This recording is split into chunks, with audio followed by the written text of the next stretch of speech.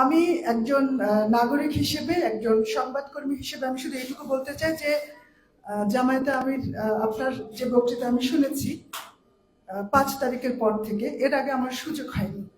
আপনার পত্রিকায় কোনো কোনো বিবৃতি দেখেছি বড় জোর।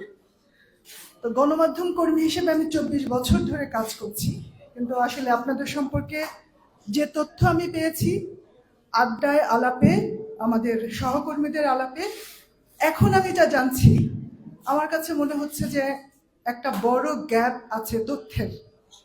আর জানার সূত্রগুলোও ছিল না, যোগাযোগ মিডিয়াতে আমরা মূলত গণমাধ্যম থেকে অনেক তথ্য পাই।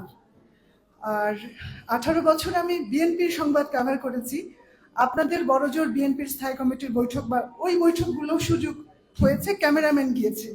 খুব বেশি কিন্তু আমি শুধু না, আমার মতো অনেকে, এবং অনেক ভুল তথ্য আমরা জানি।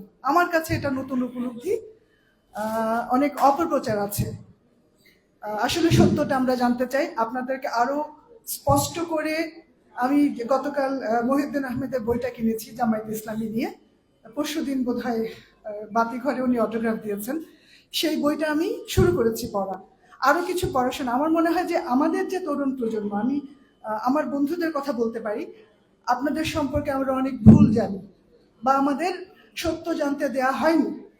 এই দায়টা আসলে কার? কারণ আমি ঢাকা বিশ্ববিদ্যালয়ে পড়েছি, 24 বছর সাংবাদিকতা করেছি, যতটুকু জানি আমার ব্যক্তিগত আগ্রহ থেকে। কিন্তু রাষ্ট্র বা আমাদের অভিভাবকরা আমাদের সত্যটা জানতে দেয়নি।